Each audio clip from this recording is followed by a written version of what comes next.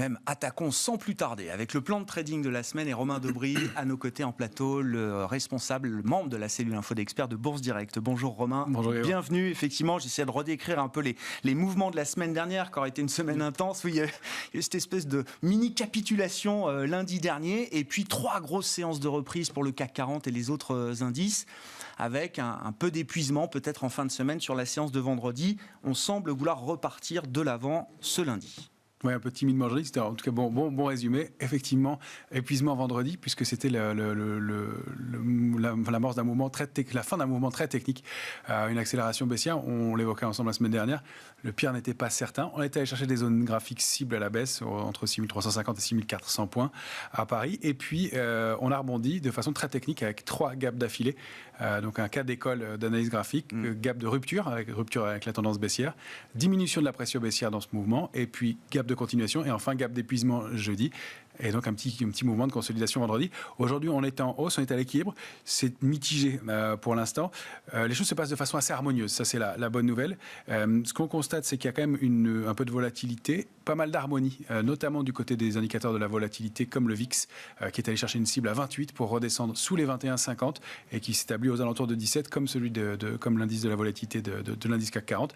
Donc ça reste un petit peu tendu. On peut noter que les opérateurs ne sont pas extrêmement couverts sur les niveaux actuels, que l'alerte de la semaine dernière est passée un peu inaperçue. On a l'air de s'habituer à ces accélérations baissières, donc il y a un petit risque de ce côté-là, et des niveaux très, très définis sur l'indice parisien en termes de couverture. 6600, 6650, c'est protégé. 6004, on l'a vu la semaine dernière, on a rebondi dessus. Sous 6004, il n'y a pas grand-chose avant 6002, et sous 6002, il n'y a pas grand-chose avant 5008. Ouais. 6000. On n'en est pas là. Pour l'instant, la réaction est plutôt positive, c'est ce qu'on disait. On constate que le rebond a été amorcé par des valeurs en retard surtout. On l'évoquait aussi précédemment avec d'un côté des risques baissiers et de l'autre côté des opportunités possibles. Et il y en avait pas mal. On avait noté le secteur automobile avec Renault qui touchait des niveaux de juin 2020. Juin 2020, c'était avant l'annonce du vaccin Pfizer. Donc c'est important puisque ça veut dire qu'on était vraiment... On est retombé très bas. Très bas, sous-valorisé, qu'on a même pas... On n'en profitait même plus de cet avantage-là. Et là, on voit effectivement cette idée qu'on paye une réouverture un peu plus franchement cette fois-ci. Alors, sur certains secteurs, sur l'aviation, c'est le cas. On le voit de façon assez large dans toute l'Europe. Nous, on l'a suivi du côté Thales, Safran, Airbus. Il y a ADP aussi qui a très très bien réagi. On l'avait évoqué aussi, qui a rebondi pas mal. Et puis, il y a tout le secteur automobile qui repaye donc, dans la foulée de valeurs comme Renault et notamment les équipementiers. Alors, on est un peu plus mitigé là-dessus, on le verra aussi. Graphiiquement, il y a eu un rebond important. Valeo a repris près de 20% en 5 ou 6 séances. Reste qu'on n'a pas de figure de retournement haussière forte dans l'immédiat. Ce sont plutôt des achats d'opportunités.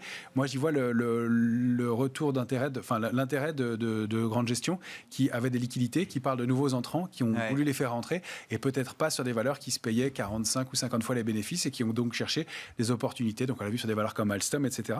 Puis, il y a tout un secteur intéressant aussi, c'est tout ce qui touche à la restauration collective et toujours la réouverture. On a Elior, Sodexo, Edenred qui donnent des indications graphiques assez harmonieuses aussi. Et puis il y a les secteurs liés aux matières premières, oil and gas qui nous intéressent aussi et qui continuent à payer. Total Energy a un parcours très solide depuis plusieurs séances maintenant. Ouais, effectivement, matières premières, énergie, c'est un des gros sujets de ces derniers jours avec l'idée d'un énergie crunch européen, peut-être mondial demain. On voit les prix du gaz naturel qui se sont envolés de près de 500% en Europe, je crois, depuis un an. Et puis on suit évidemment les mouvements. Alors sur le baril ou les barils de pétrole, c'est le Brent que vous suivez particulièrement. Romain, que peut-on dire de la configuration technique du pétrole aujourd'hui et du Brent en particulier? Alors j'ai dézoomé de façon très large pour vous montrer une photographie en graphique mensuel sur le Brent. On a franchi enfin, après une longue pause de plusieurs mois, puisque c'est un graphique mensuel, la zone de résistance majeure 71,60, 73,95. On l'a débordé assez puissamment la semaine dernière. On s'arrête sur une nouvelle résistance majeure à 78,40. Avec une nouvelle cible proche à 81,60. Au-delà de ça, on voit qu'il y a peu de résistance avant 91,80. Il y a du soutien dans ce mouvement. Il y a des divergences qui apparaissent graphiquement sur certains indicateurs. Et puis, il y a peu ou pas de volume. Et du côté de la position spéculative, on n'accompagne pas non plus ce mouvement-là. Donc c'est à surveiller, mais dans un ensemble de valeurs qu'on suit régulièrement, il y a l'indice CRB, Thomson Reuters CRB, qui regroupe 19 valeurs et 19 matières premières, et qui a ouvert encore sur un gap haussier cette semaine, donc qui est en passe qui franchit de nouveaux records de très long terme à nouveau. Donc il y a toujours une dynamique très forte. Et ça crée évidemment des risques, des opportunités. Les matières premières, tout le monde n'en profite pas de la même manière. Mais vous dites $90 sur le baril de Brent, c'est pas quelque chose d'impensable. Ça a l'air d'être en ligne de mire. Après une grande consolidation, on réaccélère. C'est la cible probable. Bon, si on regarde les indices américains, toujours directeurs, évidemment, que peut-on dire des indices Nasdaq et S&P en ce début de semaine, Romain? Alors sur le Nasdaq, il va être intéressant à surveiller parce que on a donné une accélération baissière. On est toujours à l'intérieur de notre grand canal haussier de long terme. On a en revanche eu des invalidations un peu puissantes et puis des regains d'intérêt, toujours avec des volumes un peu mitigés. Alors on va remonter notre niveau d'alerte. On a une petite zone qui est 15 182 et puis cet oblique que vous avez en noir. Il est un peu tôt pour le faire, mais on va surveiller, puisqu'on le disait, la dynamique haussière est rompue, on va surveiller des potentielles figures de retournement baissière ou des invalidations de ces figures-là. Or, on a ce canal en noir qui est situé à 15 000, la borne haute est située à 15 230 pour la semaine environ, c'est une oblique, mais tant qu'on est au-dessus, on n'a pas de risque d'invalidation marquée et on ne risque pas d'aller former cette figure de retournement en épaule, tête-épaule, qui est possible. On voit la partie de gauche du graphique avant les dernières bougies haussières. Et donc, c'est j'avance un peu, mais on surveille ces niveaux-là. Si on réussit à se réinstaller au-dessus de 15 440 points, en revanche, on invaliderait probablement cette figure et peu de risque de retournement. Pour l'instant, c'est mitigé. On a quasiment un mois avant de confirmer que cette figure soit invalidée. Il faut vraiment se réinstaller au-dessus de 15 440 pour prendre de l'air et considérer que l'arrêt dans la dynamique et le risque de retournement s'éloignent. Bon, que peut-on dire du S&P, que nous apporte la lecture du S&P 500 américain sur une base hebdomadaire que vous nous proposez également, Romain? Alors pour l'instant, la dynamique haussière est rompue, on l'avait évoqué, le canal haussier de long terme ou moyen terme, en tout cas et presque long terme maintenant, a été rompu la semaine dernière. On voit qu'on est allé rechercher la borne basse du canal et on évolue dans un trading range 4232, 4535. Tant qu'on est à l'intérieur de ces bornes-là, pas d'alerte majeure. On a une médiane à 4372 points. Ce qu'il faut noter et ce qu'on est allé chercher comme point bas cette semaine est important, c'est que la base de l'analyse graphique nous dit une tendance est aussi à former de points hauts de plus en plus hauts et des points bas de plus en plus hauts aussi. Or, le dernier point bas qu'on a formé la semaine dernière, il est plus bas que le dernier point précédent. Et oui. Donc je les ai entourés en rouge, vous les voyez bien ici, des petites ellipses. L'ancien au-dessus de la médiane à 4372, l'autre était touché plus bas au-dessus de 4283.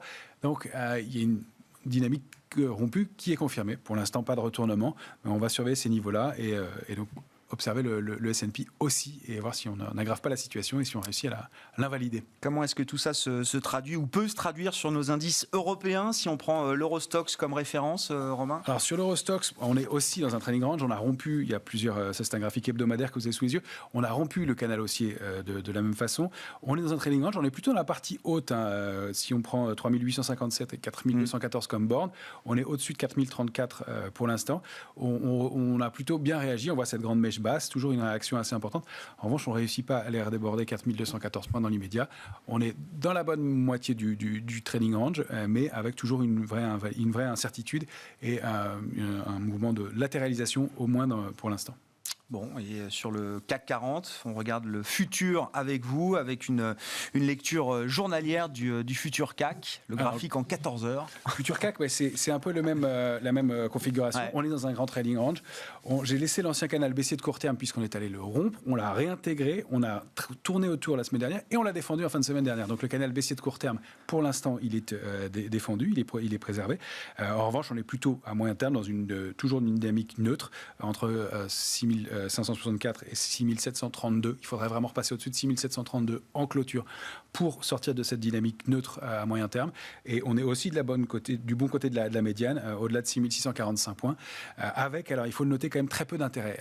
C'est ça qui est important de souligner.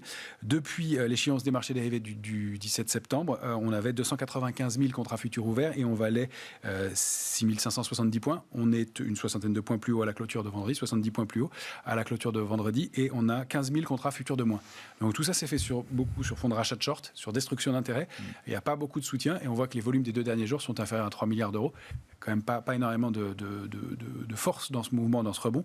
On a besoin de confirmer, et puis on l'a évoqué en introduction, les secteurs qui sont mollement ou timidement payés, des secteurs très en retard. On voit plutôt des recherches d'opportunités qu'un mouvement de fond solide. Ouais, il faudra que ça se concrétise, mais on voit bien que les gérants un peu fondamentaux qui veulent revenir dans le marché, voilà, essayent des portes d'entrée un peu dérivées. Donc vous parliez du secteur des équipementiers automobiles. L'exemple qui vaut le coup peut-être d'être soulevé, c'est celui de Valeo, Romain. Voilà, je l'ai pris parmi d'autres, mais il est effectivement intéressant. ADP, et c'est sur des niveaux bas. Ouais. Valeo, eh bien, elle n'a fait que de baisser. Elle est toujours à l'intérieur de son canal baissier de moyen terme. Hein. Elle baisse depuis le début de l'année non-stop. Elle est allée chercher un support important à 21,15. 21,15, c'était des niveaux de juin donc 2020, antérieur donc à l'annonce du vaccin Pfizer. Donc, c'est-à-dire que l'intérêt était vraiment faible.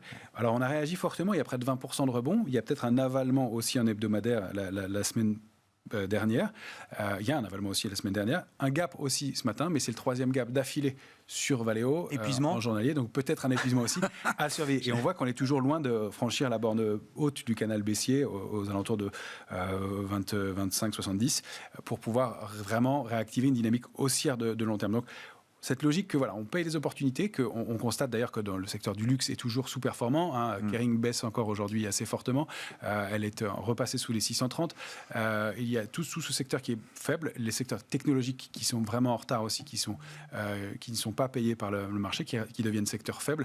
Donc il y a quelque chose de l'ordre de l'opportunisme pour l'instant pour certains secteurs en retard, de l'intérêt pour aller former de nouveaux plus hauts ou aller au moins toucher les sommets précédents. C'est pas encore le cas. Donc je pense que la semaine effectivement qui est bien riche va permettre d'éclairer les choses de ce côté-là. Oui, effectivement. Hein. Donc, je le rappelle, pas mal de prises de parole de banquiers centraux. Christine Lagarde en début d'après-midi, audition devant le Parlement européen. On aura des auditions devant le Congrès américain pour Jérôme Powell et Janet Yellen au cours de la semaine. Et puis, les enquêtes PMI en Chine, jeudi, officielles, et les enquêtes privées également, qui nous en diront un peu plus sur le niveau de ralentissement de l'économie chinoise. La Chine qui sera fermée, d'ailleurs, les marchés chinois qui seront fermés à partir de vendredi jusqu'au 6 octobre. Hein. C'est la semaine de la fête nationale en Chine, avec évidemment le sujet Evergrande. Là aussi, le feuilleton continue. Il y a des intérêts à repayer cette semaine, je crois, sur une obligation internationale. Et puis, un sujet à surveiller aussi, c'est les petites tensions du côté du 10 ans américain. Oui, 1,50 quasiment. 1,50 quasiment, une accélération, non pas après l'intervention de Jérôme Powell, mais jeudi dans la journée.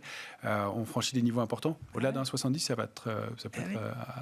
Le tapering se rapproche, les prix montent, les prix de l'énergie notamment se tendent. Donc on a l'idée quand même d'une inflation qui reste sur des niveaux élevés et des banques centrales qui sont en train de prendre un virage en matière de politique monétaire. On l'a vu avec les dernières communications, notamment la semaine dernière. Merci beaucoup Romain. Romain Dobré avec nous chaque lundi à la mi-journée dans Smart Bourse pour le plan de trading avec Bourse Direct.